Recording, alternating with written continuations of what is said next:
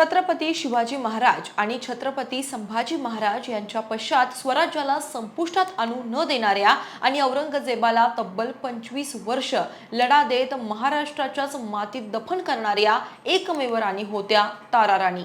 तारा राणी यांनी स्वराज्य आणि रयतेसाठी संपूर्ण आयुष्य वाहून दिलं. मात्र छत्रपतींची सून आणि मराठा साम्राज्याच्या तारा राणी या जैन होत्या असा खळबळजनक दावा एका जैन मुनीनं भर कार्यक्रमात केल्यानं मोठा वाद पेटलाय. विशेष म्हणजे जैन मुनी नयन पद्मसागर अकलेचे तारे तोडत असताना त्या कार्यक्रमात राज्याचे उपमुख्यमंत्री एकनाथ शिंदे सुद्धा उपस्थित होते. मराठ्यांच्या इतिहासाचा अपमान होत असताना उपमुख्यमंत्री शिंदे मात्र गप्प होते. आता याच मुद्द्यावरून विरोधक देखील आक्रमक झालेत.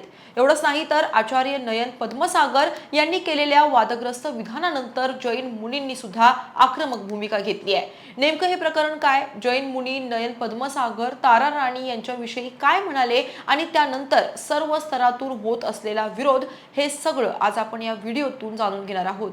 नमस्कार, मी अक्षता. आपण पाहत आहात मुंबई आउटलुक.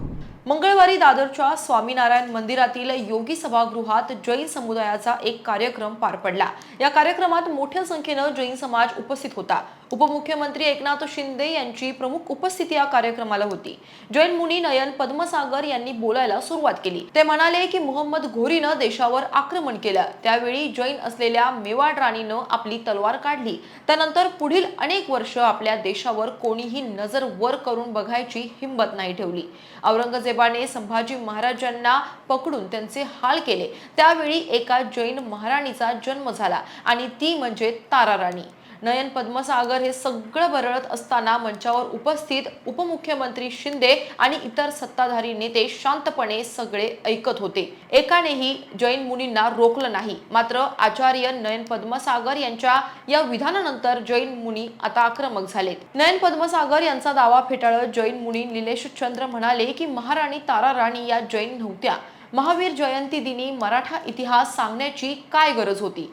मंगलप्रभात लोढा आणि नयन पद्मसागर यांनीच मराठा आणि मारवाडीचा वाद काढला. यांना फक्त राजकारण करायचंय, मराठी आणि मारवाडीत वाद करायचाय. 52 कबूतरखाने बंद करण्यासाठी मंगलप्रभात लोढा आणि नयन पद्मसागर जबाबदार असल्याचा गंभीर आरोप त्यांनी यावेळी केलाय. या प्रकरणावर संजय राऊत यांनी सुद्धा आपली चुप्पी तोडली आहे. शिवरायांचं राज्य इतकं नपुंसक का झालंय?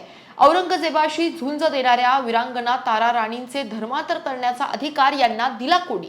तारा राणीचे असे धर्मांतर सुरू असताना मरहट्टे म्हणून मिरवणारे सत्ताधारी गप्प बसले आहेत का? कशासाठी? असा सवाल संजय राऊत यांनी विचारलाय. एवढंच नाही तर उद्या हे सांगतील आमच्या महाराष्ट्रासाठी शहीद झालेले 107 हुतात्मे सुद्धा जैन होते. यावर मुख्यमंत्री आणि उपमुख्यमंत्री टाळ्या वाजवतील, अशा परखड शब्दांमध्ये संजय राऊत यांनी टीका केली आहे. इतिहास अभ्यासक इंद्रजित सावंत या प्रकरणावर म्हणतात की महाराणी ताराबाई या मराठा समाजाच्या असल्याचे शेकडो पुरावे उपलब्ध आहेत.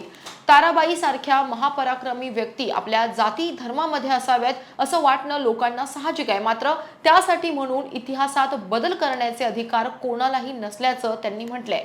तर आचार्य नयन पद्मसागर यांनी काही पहिल्यांदाच ही मुक्ताफळं उधळलेली नाहीयेत. लोकसंख्या नियंत्रणाबाबत बोलताना त्यांची जीभ याआधी सुद्धा घसरली होती. कितीही बायका करा पण मुलं 2च करा असं वादग्रस्त विधान त्यांनी याआधी केलं होतं. हद्द तर तेव्हा झाली जेव्हा ते म्हणाले की मराठी भाषेची मूळ रचना जैन आचार्यांनी केली होती आणि आता पुन्हा त्यांनी मराठी अस्मितेचा अपमान केलाय. वारंवार आचार्य नयन पद्मसागर हे मराठी माणसाचा, महाराष्ट्राच्या इतिहासाचा अपमान करत आलेत.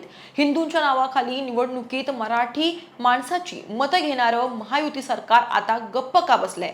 लहान लहान गोष्टीत मान अपमानाचा विचार करणारा मराठी माणूस आता तरी इतिहासाचा अपमान करणाऱ्यांविरुद्ध काही बोलेल का, की नेहमीप्रमाणे मुख गिळून फक्त चर्चाच करेल? हे पाहणं महत्त्वाचं ठरणार आहे.